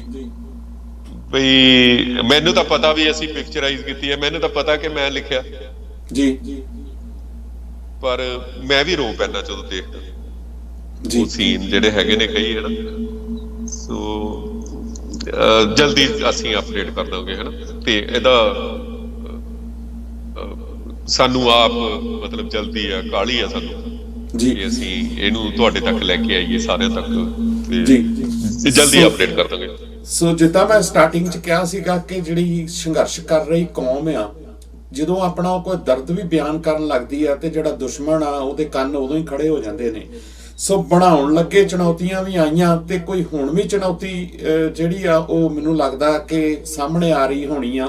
ਕਿਤੇ ਨਾ ਕਿਤੇ ਜਿਹੜਾ ਦੁਸ਼ਮਣ ਆ ਉਹ ਕੰਨ ਖੜੇ ਕਰੀ ਬੈਠਾ ਹੈਗਾ ਕਿ ਕਿਸੇ ਤਰੀਕੇ ਦੇ ਨਾਲ ਸੱਚ ਜਿਹੜਾ ਉਹ ਲੋਕਾਂ ਦੇ ਸਾਹਮਣੇ ਨਾ ਆ ਜਾਵੇ। ਕੁਛ ਆਪਣਾ ਮਨ ਦੇ ਬਲਬਲੇ ਜਾਂ ਕੁਝ ਅਜਿਹੀ ਕੋਈ ਚੀਜ਼ ਸਾਡੇ ਦਰਸ਼ਕਾਂ ਨਾਲ ਸ਼ੇਅਰ ਕਰਨੀ ਚਾਹੋਗੇ ਕਿ ਕੋਈ ਕੋਸ਼ਿਸ਼ਾਂ ਕੀਤੀਆਂ ਜਾ ਰਹੀਆਂ ਨੇ ਕੁਛ ਇਸ ਚੀਜ਼ ਨੂੰ ਰੋਕਣ ਵਾਸਤੇ? ਜੇ ਤੁਸੀਂ ਚਾਹੋ ਤੇ ਕੁਛ ਆਪਣਾ ਜਿਹੜਾ ਹੈ ਉਹ ਸ਼ੇਅਰ ਕਰ ਸਕਦੇ ਹੋ। ਜੀ ਦੇਖੋ, ਉਹ ਪਹਿਲਾਂ ਤਾਂ ਕਹਿੰਦੇ ਵੀ ਜਦੋਂ ਬਣਨਾ ਸ਼ੁਰੂ ਹੋਇਆ ਸੀ ਉਦੋਂ ਤੋਂ ਹੀ ਸ਼ੁਰੂ ਹੋ ਗਈਆਂ ਸੀ ਕੋਸ਼ਿਸ਼ਾਂ ਜੀ। ਕੁਝ ਬੰਦੇ ਵੀ ਆਏ, ਦੱਸੋ ਜੀ ਕਿੰਨੇ ਦਾ ਪ੍ਰੋਜੈਕਟ ਆ, ਅਸੀਂ ਕੀ ਹੈਲਪ ਕਰੀਏ, ਅਸੀਂ ਇੰਨੇ ਲੱਖ ਡਾਲਰ ਦੇ ਦਿੰਦੇ ਆ, ਤੁਸੀਂ ਸਾਨੂੰ ਵੀ ਇਸ ਪ੍ਰੋਜੈਕਟ 'ਚ ਸ਼ਾਮਲ ਕਰ ਲਓ ਜੀ। ਤੇ ਫਿਰ ਪਤਾ ਲੱਗਿਆ ਵੀ ਇਹ ਤਾਂ ਸਕ੍ਰਿਪਟ ਚੇਂਜ ਕਰਾਉਣੀ ਚਾਹੁੰਦੇ ਨੇ ਜੀ। ਸਮਝ ਗਏ, ਪਤਾ ਲੱਗ ਜਾਂਦਾ ਵੀ ਕੌਣ ਬੰਦੇ ਨੇ, ਕਿੱਥੋਂ ਆਏ ਹੋ ਸਕਦੇ ਨੇ, ਤੇ ਕਿੱਥੋਂ ਕਿਹਨੇ ਭੇਜੇ ਨੇ, ਹਨਾ, ਪਤਾ ਲੱਗ ਜਾਂਦਾ ਜੀ। ਤੇ ਫਿਰ ਜਦੋਂ ਉਹਨਾਂ ਨੂੰ ਲੱਗਿਆ ਕਿ ਨਹੀਂ ਇਹ ਤਾਂ ਮਤਲਬ ਇਹੋ ਜਿਹੀ ਤੇ ਕੋਈ ਗੱਲ ਨਹੀਂ, ਇਹ ਝੁਕਦੇ ਨਹੀਂ ਹੈਗੇ, ਹਨਾ, ਸਕ੍ਰਿਪਟ ਤਾਂ ਚੇਂਜ ਕਰਨੀ ਨਹੀਂ ਹੈਗੀ ਇਹਨਾਂ ਨੇ ਜੀ। ਫਿਰ ਕਿਸੇ ਹੋਰ ਪਾਸਿਓਂ ਫੋਨ ਆਉਣ ਲੱਗ ਪਏ ਕਿ ਨਹੀਂ, ਤੁਹਾਡਾ ਇਹ ਪ੍ਰੋਜੈਕਟ ਬੰਦ ਕਰਵਾ ਦਾਂਗੇ, ਤੁਹਾਡੇ ਜੁੱਤੀਆਂ ਪਾਵਾਂਗੇ ਗਲਾਂ ਦੇ ਵਿੱਚ, ਤੁਹਾਨੂੰ ਜੁੱਤੀਆਂ ਮਾਰਾਂਗੇ। ਜੀ ਤੇ ਤੁਹਾਨੂੰ ਤੁਹਾਡੇ ਲੋਕਾਂ ਕੋਲੋਂ ਹੀ ਬਦਨਾਮ ਕਰਾਵਾਂਗੇ, ਤੁਹਾਡੇ ਲੋਕ ਹੀ ਇਹ ਪ੍ਰੋਜੈਕਟ ਬੰਦ ਕਰਵਾਉਣਗੇ। ਜੀ ਇਹ ਗੱਲ ਦਿੱਲੀ ਤੋਂ ਫੋਨ ਆਇਆ ਮੈਨੂੰ ਜੀ ਹੈ ਜੀ। ਸੋ ਇਹਨਾਂ ਨੂੰ ਸਾਡਾ ਪ੍ਰੋਜੈਕਟ ਲੋਕਾਂ ਤੱਕ ਪਹੁੰਚ ਜੇ, ਫਿਰ ਕੱਲੇ ਦਾ ਨਾਮ ਲੈ ਕੇ ਗੱਲ ਕਰਾਂਗੇ। ਵਾਹਿਗੁਰੂ ਮਤਲਬ ਬਹੁਤ ਬਚਾ ਕੇ ਗੱਲ ਕਰਨੀ ਪੈਂਦੀ ਹੈ ਜੀ। ਤੇ ਚਲੋ ਸਾਡਾ ਪ੍ਰੋਜੈਕਟ ਕੱਲੇ ਤੱਕ ਪਹੁੰਚੇ, ਅਸੀਂ ਨਾਮ ਨਹੀਂ ਲੈਂਦੇ ਜੀ। ਵਾਹਿਗੁਰੂ ਉਹਨਾਂ ਨੂੰ ਵੀ ਚੜ੍ਹਦੀ ਕਲਾ 'ਚ ਰੱਖੇ। ਬਿਲਕੁਲ ਕਿਉਂਕਿ ਮੈਂ ਪਹਿਲਾਂ ਹੀ ਕਿਹਾ ਕਿ ਅਸੀਂ ਸੰਘਰਸ਼ੀ ਵੀ ਹਾਂ ਤੇ ਅਸੀਂ ਪੀੜਤ ਵੀ ਹਾਂ, ਤੇ ਦੋਨਾਂ ਹੀ ਹਾਲਾਤਾਂ ਦੇ ਵਿੱਚ ਜਿਹੜਾ ਹੈ ਉਹ ਮੁਸ਼ਕਲਾਂ ਜਿਹੜੀਆਂ ਨੇ ਉਹ ਬਹੁਤ ਵੱਡੇ ਰੂਪ ਦੇ ਵਿੱਚ ਆਉਂਦੀਆਂ ਨੇ। ਹਾਂ ਬਿਲਕੁਲ। ਕੋਈ ਅਜਿਹੀ ਗੱਲ ਜਿਹੜੀ ਕੋਈ ਹੋਰ ਦਰਸ਼ਕਾਂ ਨਾਲ ਸਾਡੇ ਨਾਲ ਸ਼ੇਅਰ ਕਰਨੀ ਚਾਹੋ, ਤੁਹਾਡੇ ਦਰਸ਼ਕ ਤੁਹਾਡਾ ਮੰਚ ਆਪਣਾ, ਕਿਉਂਕਿ ਬਹੁਤ ਲੰਮਾ ਸਮਾਂ ਤੁਸੀਂ ਜਿਹੜੀ ਆ ਜਰਨਲਿਜ਼ਮ ਦੇ ਵਿੱਚ ਵੀ ਬਹੁਤ ਵੱਡੇ ਮਾਰਕੇ ਮਾਰੇ ਨੇ, ਚਾਹੇ ਤੁਸੀਂ ਸਿੱਖ ਕੌਮ ਦੇ ਹੋ ਕੇ ਪੂਰੀ ਤਰ੍ਹਾਂ ਦੇ ਨਾਲ ਜਰਨਲਿਜ਼ਮ ਕੀਤੀ ਆ, ਪਰ ਬਹੁਤ ਲੋਕ ਤੁਹਾਨੂੰ ਜਿਹੜਾ ਨੇ ਉੱਥੇ ਵੀ ਜਿਹੜਾ ਮਿਸ ਵੀ ਕਰਦੇ ਰਹੇ, ਦੇਖਦੇ ਰਹੇ ਕਿ ਇਹ ਥਾਂ ਜਿਹੜੀ ਆ ਇਹ ਗੈਪ ਇੱਥੇ ਆ ਗਿਆ। ਤੁਸੀਂ ਬਹੁਤ ਵੱਡਾ ਕਾਰਜ ਕਰ ਰਹੇ ਸੀ ਇਸ ਕਰਕੇ, ਤੇ ਹੁਣ ਕੁਛ ਐਸੀ ਕੋਈ ਗੱਲਬਾਤ ਜਿਹੜੀ ਤੁਸੀਂ ਦਰਸ਼ਕਾਂ ਨਾਲ ਸਾਂਝੀ ਕਰਨੀ ਚਾਹੋ, ਕਿਉਂਕਿ ਕਾਰਜ ਵੱਡੇ ਜਿਹੜੇ ਹੁੰਦੇ ਨੇ ਜਦੋਂ ਨੇਪੜੇ ਚੜ ਜਾਂਦੇ ਨੇ, ਤੇ ਫਿਰ ਵੀ ਅਸੀਂ ਕੋਸ਼ਿਸ਼ ਕਰਦੇ ਹਾਂ ਕਿ ਅਸੀਂ ਉਸ ਪ੍ਰਮਾਤਮਾ ਅੱਗੇ ਅਰਦਾਸ ਕਰਦੇ ਹਾਂ ਕਿ ਸਾਡਾ ਜਿਹੜਾ ਬਾਕੀ ਰਹਿੰਦਾ ਕੰਮ ਆ ਉਹ ਵੀ ਪੂਰਾ ਨੇਪਰੇ ਚੜ ਸਕੇ। ਕੋਈ ਅਜਿਹਾ ਵਲਵਲਾ ਆਪਣੇ ਦਿਲ ਦਾ ਜਾਂ ਕੋਈ ਅਜਿਹੀ ਗੱਲ ਜਿਹੜੀ ਮੈਂ ਨਾ ਤੁਹਾਡੇ ਕੋਲ ਪੁੱਛ ਪਾਇਆ ਹੋਵਾਂ, ਉਹ ਤੁਸੀਂ ਕੋਈ ਸਾਂਝੀ ਕਰਨੀ ਚਾਹੋ ਜੀ। ਦੇਖੋ, ਦੀਪ ਸਿੱਧੂ ਦੇ ਜਾਣ ਨਾਲ ਬਹੁਤ ਵੱਡਾ ਘਾਟਾ ਪਿਆ ਜੀ।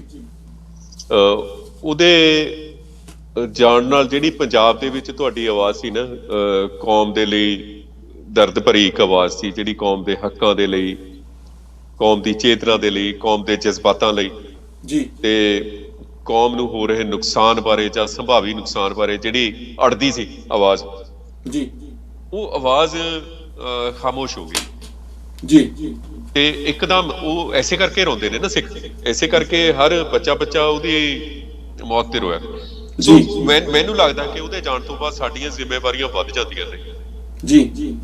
ਕਿ ਮੈਂ ਇੱਕ ਗੱਲ ਸਿੱਖਿਆ ਉਹਦੇ ਕੋਲੋਂ ਜੀ ਕਿ ਉਹ ਕਿਸੇ ਦੀ ਵਿਰੋਧਤਾ ਨਹੀਂ ਸੀ ਕਰਦਾ ਹੈਗਾ ਜੀ।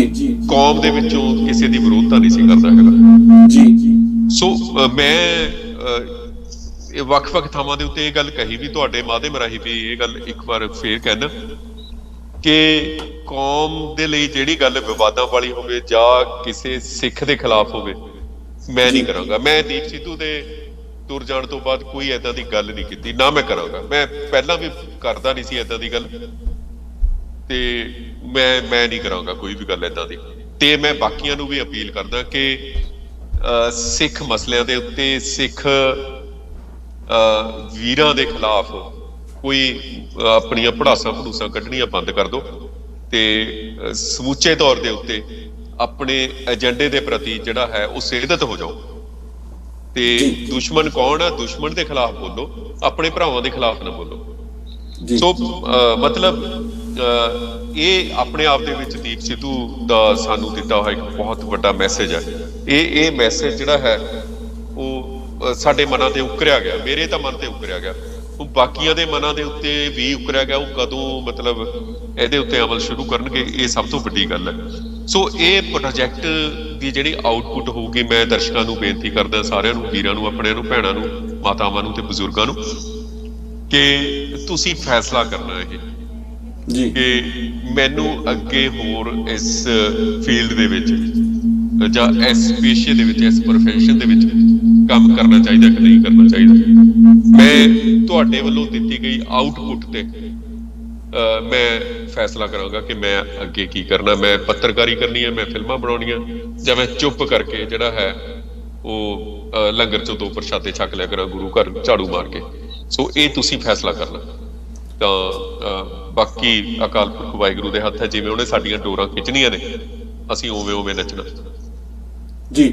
ਸਰਦਾਰ ਸੁਰਿੰਦਰ ਸਿੰਘ ਜੀ, ਮੈਨੂੰ ਇਹ ਲੱਗਦਾ ਕਿ ਇਹ ਜਿਹੜੇ ਤੁਹਾਡੇ ਮਨ ਦੇ ਬਲਬਲੇ ਨੇ, ਇਹ ਕੌਮ ਨੂੰ ਬਹੁਤ ਗੰਭੀਰਤਾ ਦੇ ਨਾਲ ਲੈਣੇ ਚਾਹੀਦੇ ਨੇ, ਕਿਉਂਕਿ ਇਹ ਇੱਕ ਪਿੜ ਸਾਡਾ ਖਾਲੀ ਪਿਆ। ਬਾਲੀਵੁੱਡ ਦੇ ਵਿੱਚ ਜਿੱਦਾਂ ਸਿੱਖਾਂ ਦੇ ਕਿਰਦਾਰ ਨੂੰ ਦਿਖਾਇਆ ਜਾਂਦਾ ਤੇ ਜਿੱਦਾਂ ਸਾਡੇ ਬਜ਼ੁਰਗਾਂ ਤੱਕ ਇਹਨਾਂ ਨੇ ਉਹਨਾਂ ਦੇ ਹੱਥਾਂ ਦੇ ਵਿੱਚ ਪੈਗ ਫੜਾ ਕੇ ਦਿਖਾ ਦਿੱਤੇ ਤੇ ਕਦੀ ਬਹੁਤ ਕੁਝ ਕਰਤਾ, ਹੁਣ ਉਹ ਸਾਰਾ ਕੁਝ ਅਸੀਂ ਫਰੋਲਣ ਲੱਗੇ ਤੇ ਬਹੁਤ ਕੁਝ ਆ। ਤੇ ਸਾਡੇ ਕੋਲ ਇੱਕੋ ਹੀ ਰਸਤਾ ਬਚਦਾ ਹੈਗਾ, ਜਿਹੜਾ ਰਸਤਾ ਤੁਸੀਂ ਚੁਣਿਆ। ਤੇ ਮੈਨੂੰ ਲੱਗਦਾ ਕਿ ਬੱਚੇ ਨੂੰ ਸਹਿਯੋਗ ਦੇਣਾ ਚਾਹੀਦਾ, ਕਿਉਂਕਿ ਜੇ ਇਹੋ ਜਿਹੇ ਪ੍ਰੋਜੈਕਟ ਅਸੀਂ ਬਣਾ ਕੇ ਦੁਨੀਆ ਦੇ ਸਾਹਮਣੇ ਰੱਖਾਂਗੇ ਤੇ ਆਉਣ ਵਾਲੀਆਂ ਸਾਡੀਆਂ ਨਸਲਾਂ ਵਾਸਤੇ ਵੀ ਤੇ ਅਸੀਂ ਲੋਕਾਂ ਨੂੰ ਵੀ ਆਪਣਾ ਜਿਹੜਾ ਸਾਰਾ ਕੁਝ ਬਿਆਨ ਕਰਨ ਵਾਸਤੇ, ਮੈਨੂੰ ਲੱਗਦਾ ਕਿ ਇਸ ਤੋਂ ਵੱਡੀ ਜਿਹੜਾ ਹੈ ਸਾਡੇ ਕੋਲ ਪਲੇਟਫਾਰਮ ਜਿਹੜਾ ਉਹ ਨਹੀਂ ਮਿਲ ਸਕਦਾ ਹੈਗਾ। ਮੈਨੂੰ ਲੱਗਦਾ ਕਿ ਕੌਮ ਜਿਹੜੀ ਆ, ਅਸੀਂ ਆਪਣੇ ਤਰਫ ਤੋਂ ਵੀ ਅਪੀਲ ਜਿਹੜੀ ਆ ਜਾਂ ਆਪਣੇ ਤਰਫ ਤੋਂ ਵੀ ਅਸੀਂ ਇਹੀ ਕਵਾਂਗੇ ਕਿ ਇਹ ਇੱਕ ਕਿਸਮ ਦਾ ਤੁਸੀਂ ਸਹਿਯੋਗ ਦੇਣਾ ਹਰ ਪੱਖ ਦੇ ਨਾਲੋਂ, ਤੇ ਫੇਰ ਹੀ ਬੰਦੇ ਦਾ ਮਨੋਬਲ। ਹੁਣ ਯੂਨੈਸਕੋ ਵੱਲੋਂ ਜਿਹੜੀ ਇੱਕ ਪ੍ਰਸ਼ੰਸਾ ਪੱਤਰ ਆ ਜਾਣਾ ਉਹ ਇੱਕ ਵੱਡਾ ਮਾਰਕ ਆ, ਪਰ ਬਾਕੀ ਚੀਜ਼ਾਂ ਵਾਸਤੇ ਸਾਨੂੰ ਹੰਬਲਾ ਤਾਂ ਖੁਦ ਕੌਮ ਨੂੰ ਹੀ ਮਾਰਨਾ ਪੈਣਾ ਨਾ, ਕਿ ਕੌਮ ਹੀ ਜਿਹੜੀ ਆ ਉਹ ਨਾਲ ਖੜਦੀ ਆ ਤੇ ਫੇਰ ਹੀ ਜਿਹੜੇ ਉਹ ਤੁਹਾਡਾ ਤੁਸੀਂ ਜਿੱਦਾਂ ਸਪਸ਼ਟ ਹੀ ਕਰ ਦਿੱਤਾ ਕਿ ਇੱਥੋਂ ਹੀ ਰਸਤਾ ਤੈਅ ਹੋਣਾ ਕਿ ਜਾਣਾ ਕਿਸ ਰਸਤੇ ਦੇ ਉੱਤੇ ਆ। ਸੋ ਇਹ ਮੈਨੂੰ ਇਹ ਲੱਗਦਾ ਕਿ ਸਾਨੂੰ ਸਾਡੇ ਸਾਰਿਆਂ ਦਾ ਛੋਟੇ ਤੋਂ ਲੈ ਕੇ ਵੱਡਿਆਂ ਦਾ ਫਰਜ਼ ਬਣਦਾ ਕਿ ਤੁਹਾਡੇ ਨਾਲ ਹਰ ਉਸ ਚੀਜ਼ ਦੇ ਉੱਤੇ ਸਹਿਯੋਗ ਜਿਹੜਾ ਉਹ ਕੀਤਾ ਜਾਵੇ, ਤਾਂ ਹੀ ਜਿਹੜਾ ਮਨੋਬਲ ਜਿਹੜਾ ਉੱਚਾ ਹੋ ਸਕਦਾ ਹੈਗਾ ਅਗਲੇ ਪ੍ਰੋਜੈਕਟਾਂ ਵਾਸਤੇ, ਜਿਹੜਾ ਅਸੀਂ ਕੋਈ ਕੰਮਕਾਰ ਜਿਹੜਾ ਹੈ ਅੱਗੇ ਕਰ ਸਕਦੇ ਹੈਗੇ ਆ। ਸੋ ਉਮੀਦ ਕਰਦਾ ਕਿ ਸਾਡੀ ਇਹ ਗੱਲਬਾਤ ਜਿਹੜੀ ਆ ਸੁਣ ਕੇ ਦਰਸ਼ਕ ਜਿਹੜੇ ਨੇ ਉਹ ਤਿਆਰ ਹੋਣਗੇ ਕਿ ਅਸੀਂ ਸ਼ਾਰਟਲੀ ਸਾਡੇ ਨਾਲ ਵੀ ਸੰਪਰਕ ਕੀਤਾ ਜਾ ਸਕਦਾ। ਸਰਦਾਰ ਸੁਰਿੰਦਰ ਸਿੰਘ ਜੀ ਹੋਣੀ ਸਾਨੂੰ ਵੀ ਦੱਸ ਦੇਣਗੇ ਕਿਸੇ ਨੂੰ ਕੋਈ ਮੁਸ਼ਕਲ ਆ ਰਹੀ ਹੋ ਕਿਹੜੇ ਪਲੇਟਫਾਰਮ ਦੇ ਉੱਤੇ ਜਿਹੜਾ ਤੁਸੀਂ ਦੇਖ ਸਕਦੇ ਹੈਗੇ ਹੋ। ਸੋ ਅਸੀਂ ਉਮੀਦ ਇਹੀ ਕਰਦੇ ਆ ਕਿ ਪ੍ਰਮਾਤਮਾ ਸਾਡੇ ਇਸ ਪ੍ਰੋਜੈਕਟ ਨੂੰ, ਇਹ ਸਾਡਾ ਸਾਰਿਆਂ ਦਾ ਹੀ ਪ੍ਰੋਜੈਕਟ ਆ, ਤੇ ਇਸ ਪ੍ਰੋਜੈਕਟ ਨੂੰ ਜਿਹੜਾ ਹੈ ਉਹ ਬੂਰ ਪਾਵੇ ਤਾਂ ਕਿ ਅਸੀਂ ਦੁਨੀਆ ਦੇ ਵਿੱਚ ਆਪਣੀ ਕੌਮ ਦਾ ਜਿਹੜਾ ਦੁੱਖ ਦਰਦ ਹੈ ਜਾਂ ਜਿਹੜੀ ਸੇਧ ਆ ਉਹ ਦੱਸ ਸਕੀਏ। ਸਰਦਾਰ ਸੁਰਿੰਦਰ ਸਿੰਘ ਜੀ, ਮੈਂ ਤੁਹਾਡਾ ਦਿਲ ਦੀਆਂ ਗਹਿਰਾਈਆਂ ਤੋਂ ਧੰਨਵਾਦ ਕਰਦਾ ਕਿ ਤੁਸੀਂ ਸਾਡੇ ਵਾਸਤੇ ਸਮਾਂ ਕੱਢਿਆ, ਤੇ ਮੈਂ ਦਿਲੋਂ ਹਰ ਰੋਜ਼ ਤੁਸੀਂ ਤਾਂ ਇਸ ਨੂੰ ਸਾਰਾ ਕੁਝ ਕੀਤਾ, ਤੇ ਮੈਂ ਹਰ ਰੋਜ਼ ਸੌਣ ਲੱਗਾ ਇਹ ਸੋਚਦਾ ਕਿ ਮੈਂ ਕਦ ਉਹ ਜਿਹੜੇ ਸੀਨ ਨੇ ਉਹ ਦੇਖ ਪਾਊਂਗਾ। ਮਨ ਦੇ ਆਪੋ ਆਪਣੇ, ਕਿਉਂਕਿ ਅਸੀਂ ਉਹਨਾਂ ਚੀਜ਼ਾਂ ਨੂੰ ਬਹੁਤ ਨੇੜਿਓਂ ਦੇਖਿਆ, ਹੰਢਾਇਆ, ਤੇ ਇਸ ਕਰਕੇ ਇਹ ਚੀਜ਼ਾਂ ਸਾਡੇ ਕਰੀਬ ਨੇ। ਤੇ ਮੈਂ ਤੁਹਾਡਾ ਫੇਰ ਦਿਲ ਦੀਆਂ ਗਹਿਰਾਈਆਂ ਤੋਂ ਧੰਨਵਾਦ ਕਰਦਾ ਤੇ ਤੁਹਾਨੂੰ ਮੈਂ ਇਸ ਪ੍ਰੋਜੈਕਟ ਵਾਸਤੇ ਬਹੁਤ ਵੱਡੀ ਵਧਾਈ ਵੀ ਦਿੰਦਾ। ਬਾਕੀ ਸਹਿਯੋਗ ਵਾਸਤੇ ਵੀ ਅਸੀਂ ਜਿਹੜਾ ਹੈ ਉਹ ਤੁਹਾਡੇ ਨਾਲ ਖੜੇ ਹਾਂ। ਸੋ ਪ੍ਰੋਗਰਾਮ ਦਾ ਸਮਾਂ ਤਕਰੀਬਨ ਸਮਾਪਤ ਹੈ ਤੇ ਤੁਸੀਂ ਕੁਝ ਅਖੀਰ ਦੇ ਉੱਤੇ ਬਹੁਤ ਸ਼ੁਕਰਗੁਜ਼ਾਰ ਜੀ ਤੁਹਾਡਾ, ਸਾਰੇ ਸਾਡੇ ਦਰਸ਼ਕਾਂ ਦਾ ਵੀ ਜਿਨ੍ਹਾਂ ਨੇ ਪ੍ਰੋਗਰਾਮ ਦੇਖਿਆ, ਬਹੁਤ ਧੰਨਵਾਦ ਤੁਹਾਡਾ ਸਾਰਿਆਂ ਦਾ ਵੀ। ਵਾਹਿਗੁਰੂ ਜੀ ਕਾ ਖਾਲਸਾ, ਵਾਹਿਗੁਰੂ ਜੀ ਕੀ ਫਤਿਹ। ਸੋ ਇਹ ਸਨ ਸਰਦਾਰ ਸੁਰਿੰਦਰ ਸਿੰਘ ਜੀ, ਜਿਨ੍ਹਾਂ ਨੇ and the occupied web series ਜਿਹੜੀ ਆ ਉਹ ਸਾਡੇ ਵਾਸਤੇ ਬਣਾਈ ਹੈ, ਸਾਡੀ ਆਪਣੀ ਸੀਰੀਜ਼ ਆ। ਇਸ ਪ੍ਰੋਗਰਾਮ ਦੇ ਅਖੀਰ ਦੇ ਵਿੱਚ ਅਸੀਂ ਇਸ ਵੈਬ ਸੀਰੀਜ਼ ਦਾ ਟ੍ਰੇਲਰ ਵੀ ਤੁਹਾਡੇ ਨਾਲ ਉਹ ਕਰਾਂਗੇ। ਵੈਸੇ YouTube ਤੇ ਜਾਓ, ਚੈਨਲ ਸਬਸਕ੍ਰਾਈਬ ਕਰੋ, ਉੱਥੇ ਜਾ ਕੇ ਤੁਸੀਂ ਹੋਰ ਵੀ ਲੋਕਾਂ ਤੱਕ ਜਿਹੜਾ ਹੈ ਇਸ ਦਾ ਫੈਲਾਅ ਜਿਹੜਾ ਉਹ ਕਰੋ, ਤਾਂ ਕਿ ਹਰ ਉਹ ਕੌਮ ਦਾ ਜਿਹੜਾ ਬੱਚਾ ਸਾਡੀ ਇਸ ਵੈਬ ਸੀਰੀਜ਼ ਨੂੰ ਵੇਖ ਸਕੇ।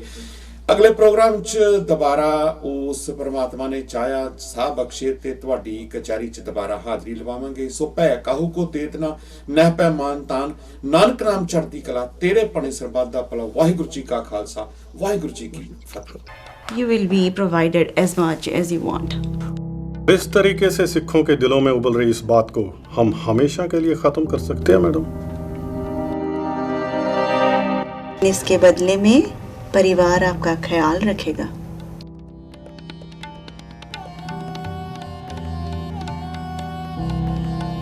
So we now need to find a corrupt Jat Sikh officer for the operation. Yes, we have to. Exactly. Now we can use white phosphorus. You're not dealing with a small group of anti-Indian elements.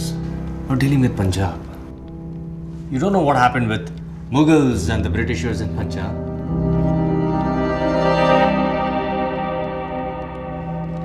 (1699) ਦੇ ਵਿੱਚ ਇਨਕਲਾਬ ਉੱਥੋਂ ਹੀ ਸ਼ੁਰੂ ਹੋਇਆ ਸੀ। ਪਰ ਇੱਧਰ ਦੇਖ ਲਓ, ਪੰਜਾਬ 'ਚ ਉਸੇ ਇਨਕਲਾਬ ਨੇ ਸਾਡੀਆਂ ਜੜ੍ਹਾਂ ਨਹੀਂ ਲੱਗਣ ਦਿੱਤੀਆਂ।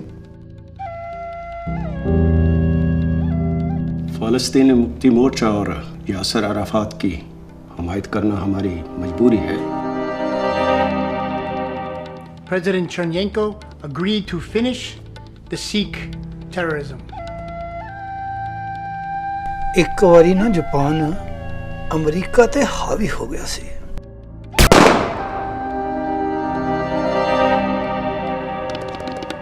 We are part of a nation's army.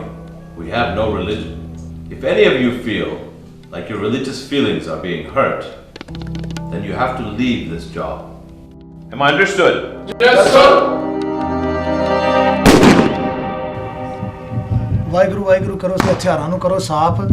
Guru Maharaj ਸਾਨੂੰ ਬਾਹਾਂ ਦੇ ਵਿੱਚ ਲੈਣ ਲਈ ਖੜੇ ਆ ਤੇ ਅਸੀਂ ਇਸ ਨਰਕੀ ਦੁਨੀਆ ਤੋਂ ਕੀ ਲੈਣਾ। ਦੇਸ਼ ਸ਼ਿਵਾ ਬਰ ਹੋਏ ਹੈ ਸ਼ੁਭ ਕਰਮਨ ਤੇ ਕਬ ਹੂੰ